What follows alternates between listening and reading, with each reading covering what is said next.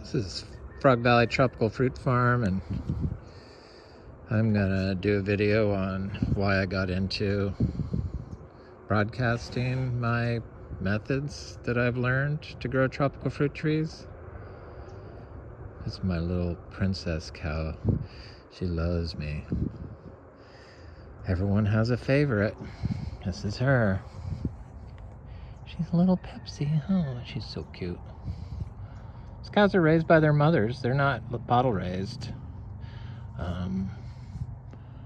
And I always had a bond with animals ever since I was a child. So I had sheep and pigs and chickens and ducks and horses, and ponies, donkeys and mules my whole life. Now I have my little angel. All right, have a good day, princess. You know they're happy when their tails go up. Curl. I love you. I love you. He loves her too. Everyone else was asleep, but she gets up and comes sees me every morning. Every time I come out here, she likes to be scratched and loved and kissed on, and I'm happy to do it. So I developed this passion for tropical fruit trees started probably 11 years ago, and really got hot and heavy into it about 9 years ago. And I grew up in Northern California, where it's always been organic. They've always grown everything organic. I knew as a child at like 7, I was conscious that cow manure was what you put in the soil to grow plants, vegetables. And I used to plant my family's vegetable garden as a young child of like 6, 7, all the way up until I got too snotty to do it. but so I've always liked to grow stuff.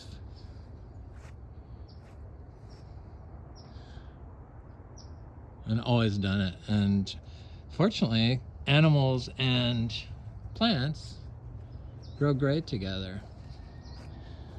And I always had like large collections of different stuff. I did roses in Sonoma County, and I did cacti in San Diego County, and when I moved to Florida, I was worried about my health. So beautiful in Florida. And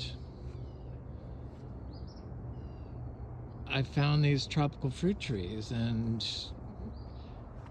didn't really realize that they would one day be so important for health. For my health.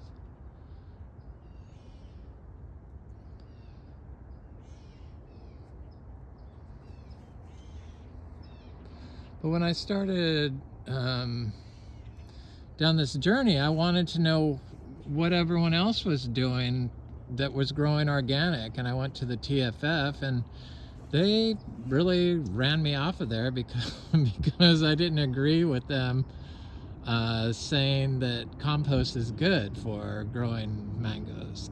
Because they're experts. They have one expert on mangoes, pretty much, and that person said that compost was bad for mangoes.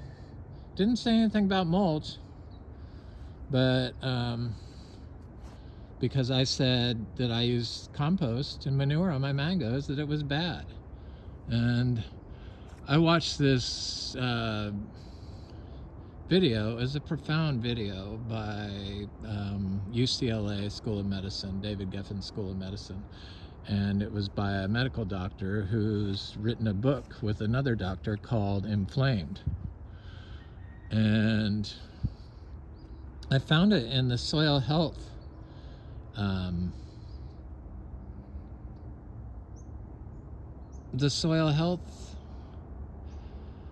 search on YouTube, and week-old videos. And it started out kind of slow, But she got into everything. She got into indigenous people and stress and cells generating in humans that are expressing like anti-inflammatory responses. And she got into colonialism and supremacist and capitalism. So only one view and all others are disregarded and marginalized. Rebranded, you know, compost is bad, stuff like that. And I think it's funny that, you know, I stood up for compost on TFF, but because I've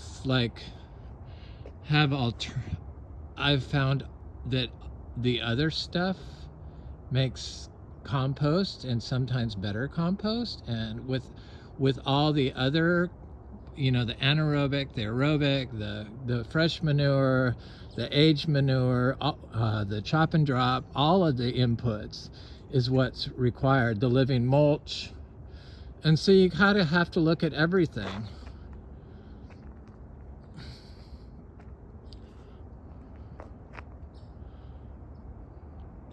But people in their colonialism, they want to have one way, and the biodynamic people try to do it to me with their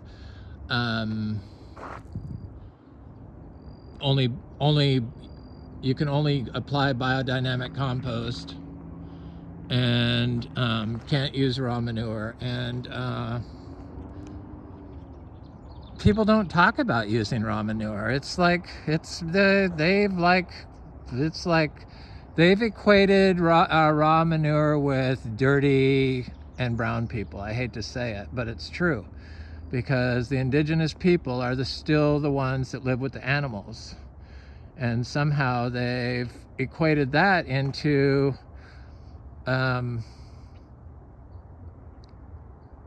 being dirty, you know, and you're going to get the, you know, the E. coli, and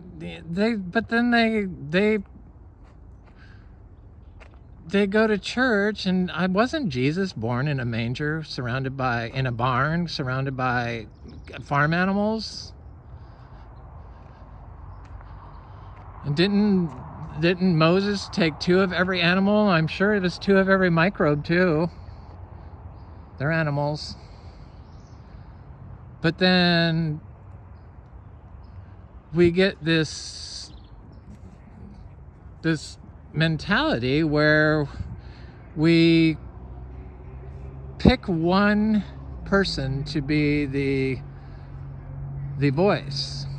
So for soil health, it's Elaine Ingham. I love Elaine Ingham, but I think if you're a beginner soil scientist, yes, her stuff is good. I don't watch any of her stuff now. I can't look at her, but I don't know why. She reminds me of that woman on Saturday Night Live. It's not a bad thing. I like that. She was my favorite person that would kick the tires. She was like a northern New Yorker from the North Country. Anyway, has nothing to do with it. But they pick one person, and that person is the expert. And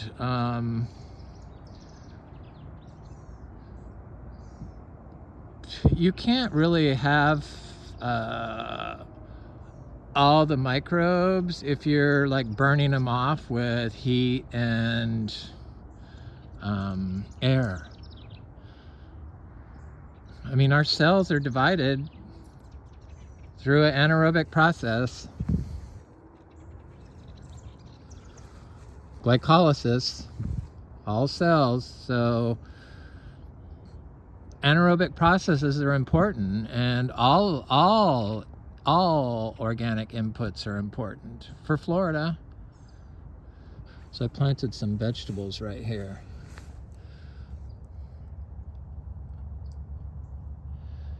There's so many studies. I don't see any coming up yet, but it hasn't rained.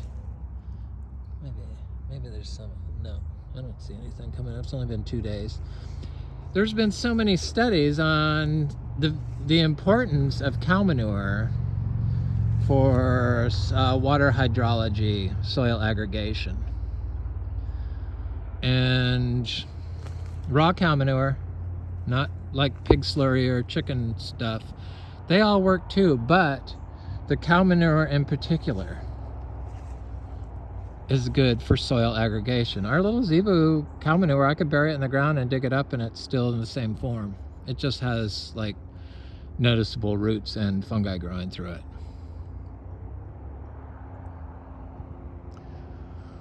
It doesn't really break down. It stays in a aggregate. And I start my fruit trees right in it, so I know it's really good. In fact, here's the fruit tree right here, a cutting.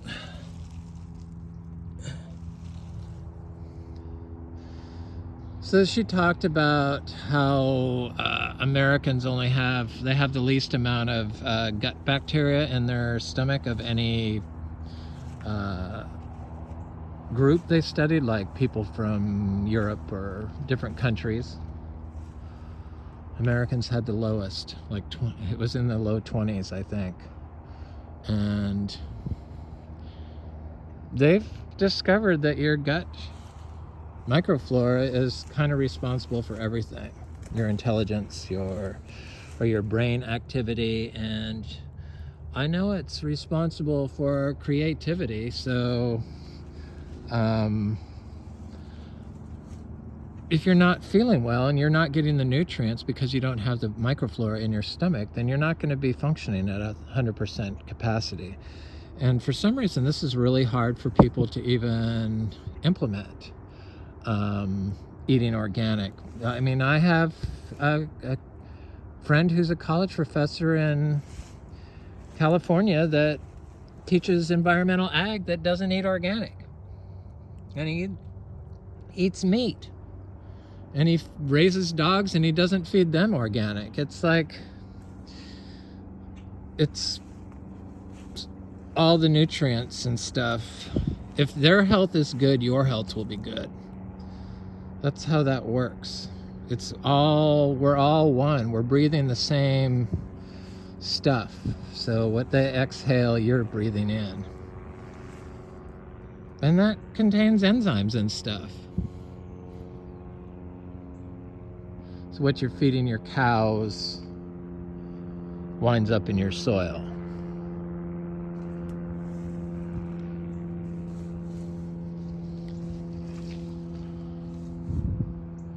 So yeah, she gets into the exposome, which is all the stuff that you're exposed to, like pollution in the air, physicals damage to your cells, even so far as occupation, like or police brutality, or the fear of something like a police presence. All causes inflammation. And the way she tied it together was just so incredible. The book is called Inflamed. It's just like, I just was really impressed. What am I doing over here? Trying to get out. Really impressed with it. It was fascinating. And so your exposome is like the area that you've created that you lived in. So I was going to do a video yesterday. I was all getting ready for it, sitting. It's like 7 in the morning, and all of a sudden I could smell smoke. And it's like this neighbor that continuously burns huge, giant piles of stuff, but then he puts his plastic pots in there, because he grows dragon fruit and these. And then he burns the giant pots if they crack or something in these huge piles of stuff. And then I noticed he stopped using glyphosate because he finally figured out it was killing his mangoes, but he does it to all the weeds. So this is really scary. He took the weeds and put them on this huge pile, the dead glyphosate weeds to burn. And when I was sitting out there, I was like, all of a sudden, I mean, I'm in my happy place. I'm getting ready to do a video. I'm gonna walk through the garden, and all of a sudden I get a mouth of smoke. And I look over, I go out and look to see where it's coming from. I said, it better not be that thing. And sure enough, it was that. And I've told him before that the neighbors don't like it. He just continuously does it. He cut down 3 acres of forest, old growth forest, that was way thicker than this area here, mostly pines and palms and oaks, and cut it down and burned it all rather than give it to me, which is against the law here in Vero Beach. And he does it in a huge pile, like giant pile, like as big as this entire area, like 50 by, no, probably 100 by 100. I mean, it's huge. He would drag large trees and burn them, put gasoline on them and burn them. So I'm breathing this and I'm thinking, this is those plastic pots, and it's his glyphosate weeds that he's now started to burn. And God knows what else, styrofoam. I've seen all kinds of stuff in there. Cans, you know, aluminum cans, you name it, white plastic buckets, doesn't matter. So that's my exposome, what I'm exposed to. But what caused inflammation in me was I got really bad anxiety because of the knowing what's in the smoke, and knowing that I drink teas off these leaves, and knowing that there's pollution floating through the air, because that's what it is. It's a pollution that you're putting on to somebody else. That's what farm chemicals do. You guys know this, but it's polluting what's a gorgeous, healthy place. So I called 911 because that's what they told me to do if he lit a fire. I hadn't done it because he hadn't done the smoke where it was coming towards our house, but he did it when the wind was blowing right towards our house, and it went all over 12th Street. It was like the worst. So I went in the house and thought, okay, well, this is a good day to scrub the floors. So I spent all day scrubbing the floors on my hands and knees. But before I did that, I took a shower, and when I came out of the shower, the fire was out. So, I mean, some people just don't get it. 911 was very friendly, wanted to know if I wanted an ambulance. I said, no, I'm okay. I want to be able to enjoy my yard without being polluted. You couldn't be outside because it was just nasty, and I knew what was in it. So I felt bad for my cows, but what am I going to do? And for somebody to do it just because they can is like, this guy shot all the animals, the squirrels and the raccoons and the possums. And I asked him why he was doing it, and he says, because they're going to eat my fruit. And I said, well, they're not yours to shoot. And he says, it's my property. And I said, well, you don't have any fruit. I said, we have fruit and they don't eat ours. And he goes, well, I'm going to have fruit, and I don't want them eating my fruit. So people do not own the property. She went into that. It's not owned by us. We're supposed to be caretakers of the earth. And with the colonialism that's been going on for 600 years, the suppressive colonialism that doesn't welcome outside knowledge, because that's all it is. They just only want one source, one united voice. Medicine. Hers was related to medicine, taking the colonialism out of medicine. But she's going to write a book, another one on agriculture, because her husband is a organic farmer in San Francisco, I believe, and Oakland. Rooftop organic farmer.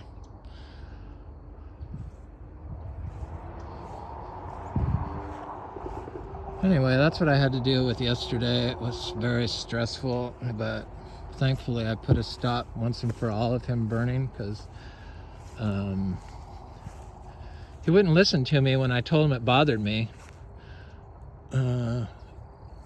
Called me a name, called me a bored housewife. That's what it was.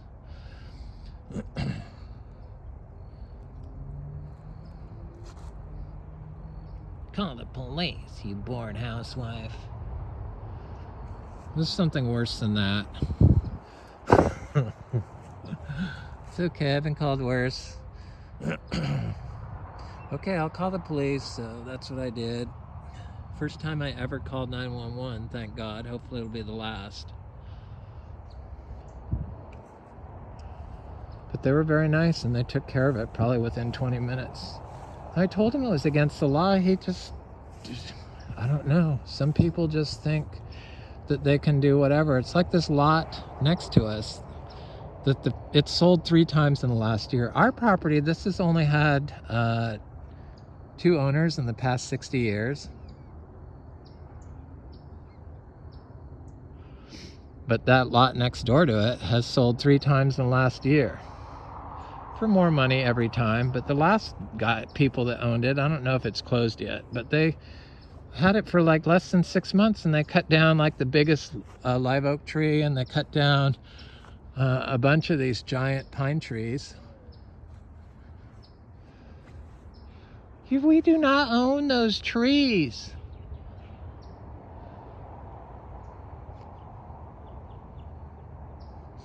So I guess we've polluted our exposed zone with all the pollutants and the stress and the bad food, the chemical food, to the point where it's like they're now looking at other people's indigenous knowledge. I feel that indigenous knowledge can be gained by anyone. I guess my longest friend is an indigenous person. Friend I went and saw in, she's an indigenous American. Went to kindergarten through high school with. So I've known her for 55 years.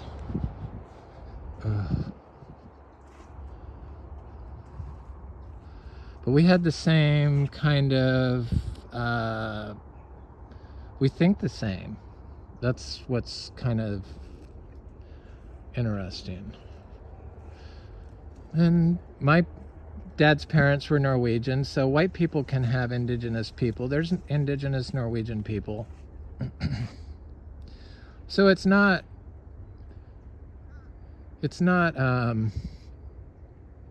just brown people that can be indigenous, but white people. But we're so far removed. We're all indigenous. I think it's a common knowledge to take care of, understand how to take care of nature.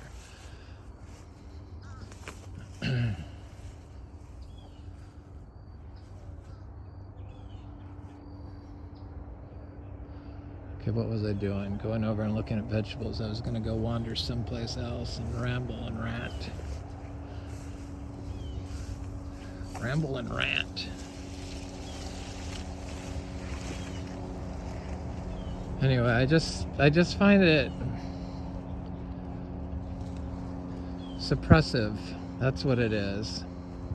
Suppressing what other people are doing. Because I'm obviously growing. With anaerobic compost and the anaerobes and the manures. I don't think that Jesus worried about E. coli floating through the dust in the manger with all those farm animals around, because that's what E. coli does. It floats through in dust. And there's a lot of dust in barns, trust me. But when the animals are exposed to the same stuff that humans are exposed to, the pollutants in their food and the stressful living conditions and the bad food and no access to healthy living conditions, stress-free living conditions, then they create bacteria that are harmful to them and us. Give antibiotics to the animals. They aren't able to produce the counter bacteria to equalize the E. coli. Keep the E. coli in check. We're all connected, the animals, the plants, the soil, and us. I mean, we're going to become soil eventually.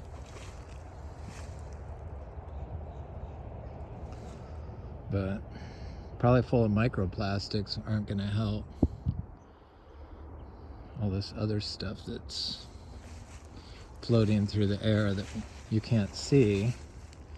So I can't make any tea until after it rains, and it hasn't rained in a while, so I have to dilute my tea, because I firmly believe that my 62 leaf teas, these look like they're ready to start harvesting a little bit.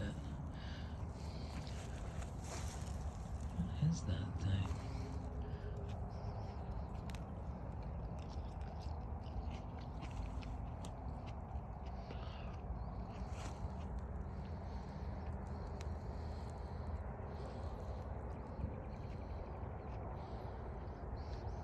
Tastes like longevity spinach.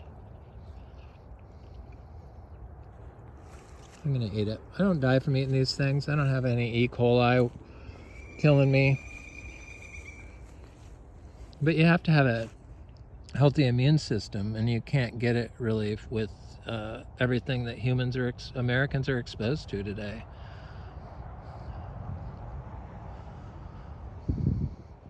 We can't get out of this pollution problem we're in if we keep using the products that are causing the pollution.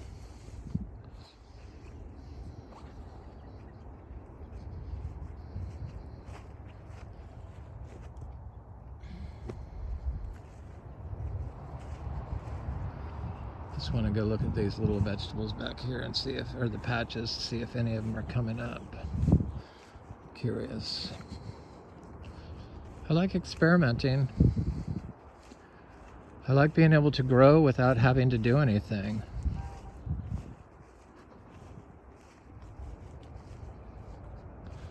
This is how I do it. I use everything. I use all the tools, the KNF, the biodynamic, the organic, the syntropic, the Indian natural farming. It's like the kitchen sink method. The cover crops, the biodiversity. That's what it is. When you only have one idea and only show one model, you don't have the diversity. Because I know there's millions of ways to grow plants. I can smell his pit from here. I'll show you that fire pit while I'm back here. They put it out. It's huge. Since I talked about it, I felt so much better after I saw it go out. I was like, yes, finally, I don't have to ever deal with that. Now I have the neighbor over there. I mean, you tell these neighbors that you don't like the smoke, and they still do it. I mean, it's like your voice doesn't, how you feel doesn't matter. And they haul the stuff away for free. That's the thing with medicine. She was saying they know that there's better ways to do it, but yet they refuse to change. Agriculture's the exact same way.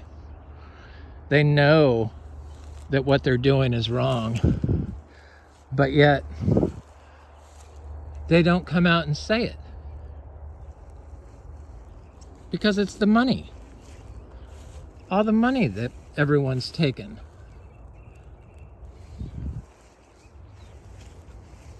I don't know. She said they need to redo all the medicine, which would mean redoing all the schools.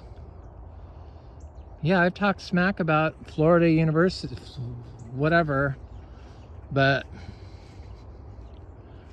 pushing these chemicals to everyone I can't really say anything nice about it. Here's the stuff that floated over from the neighbor.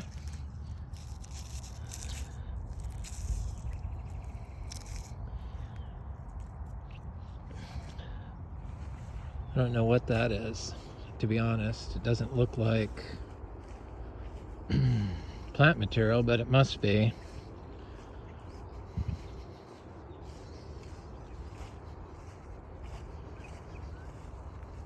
Yeah, these pollutants that people use, they float into other people's property, and then I'm sure the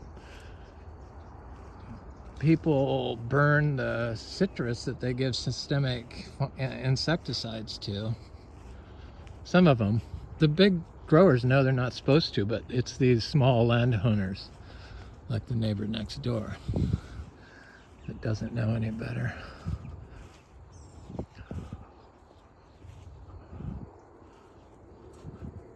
Yep. Looks like he put a bunch of dirt on top of it. Guess he decided to make a compost pile.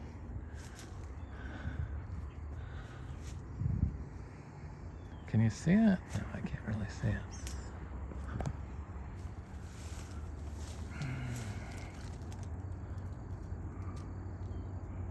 Well, I see the fire did not go over to the glyphosate, so that's a blessing. See all the plastic pots?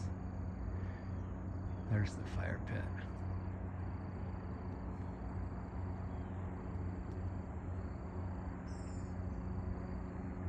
It's still smoking a little bit. He put a bunch of dirt on it. They probably told him to put it out completely, but he didn't.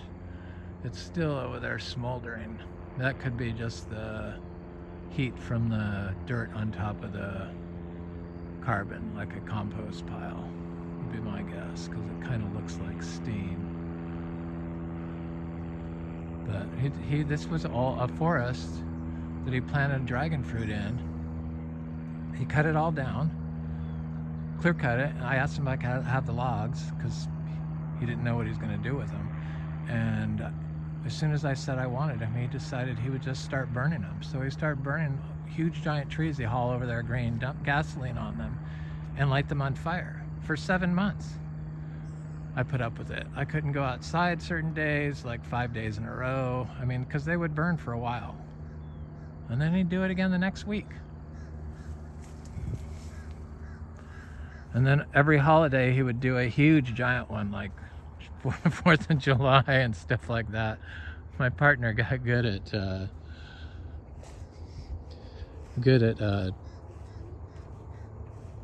picking the days he would do it.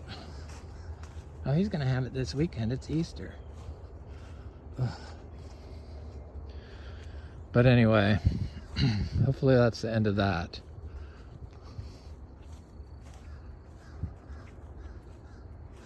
You're not allowed to burn unless it's in a fire pit, you know, like you would do for home use. And if you're doing an industrial thing like that, you have to have a scrubber put on here in Vero Beach, because nobody wants to breathe in everyone's pollution. And people are just so unaware, Americans. They just are like, I hate to say it, but they're just not enlightened to what pollution is, what they're doing to everyone else.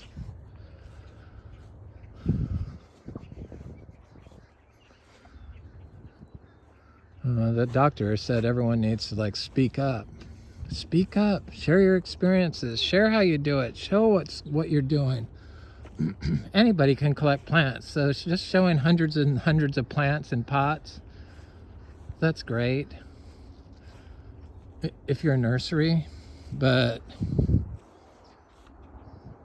how are you growing them in pots? That's what I want to know. They don't say. Well, sometimes they say, so I see why they don't talk about it, but that's the kind of information I like. Trees are looking good.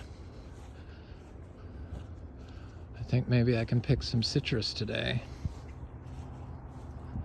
The birds all came back as soon as the fire went out. I was like, no birds, they know.